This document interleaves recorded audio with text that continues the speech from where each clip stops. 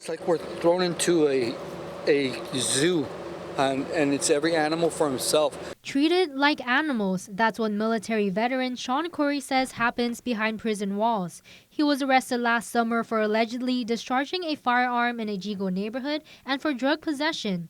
Cory shares he's a disabled vet who struggles with drug addiction and suicidal ideation. They don't segregate. Like, I'm a veteran with PTSD.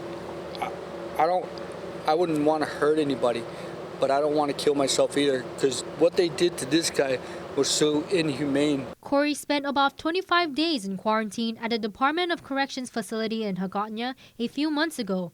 There, he says he met a scared 21-year-old prisoner named Charles. Me and my cellmate, we opened up to him and said, "Hey man, you're okay with us, man. We're cool. We're not gonna hurt you." My wife was Chuukese. We've been married for over 23 years. So I started to sing to him in Chuukese and make him laugh. And he laughed and everything was okay.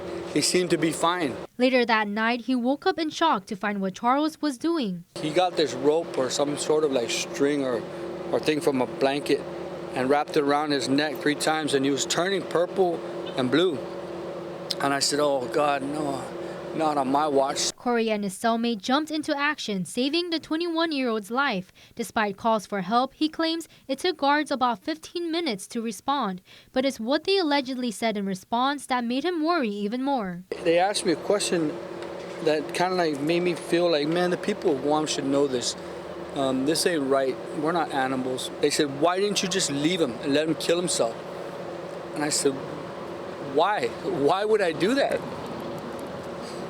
You know, we're still human beings." Cory claims the guard stripped the prisoner down to his underwear and left him on the ground the whole night. They said, "Leave him alone, he'll survive." And I said, "Man, he needs medical attention, bro. He's got ropers. He was spitting up his saliva and he went into convulsions, man. Check him out." He says guards told him the medics were on their way, but they apparently never came, and Charles made a second attempt.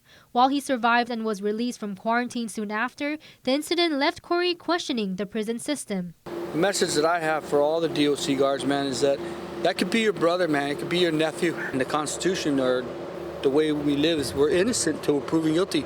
So they got to treat us humanely. You know, we're not animals and we're not criminals yet.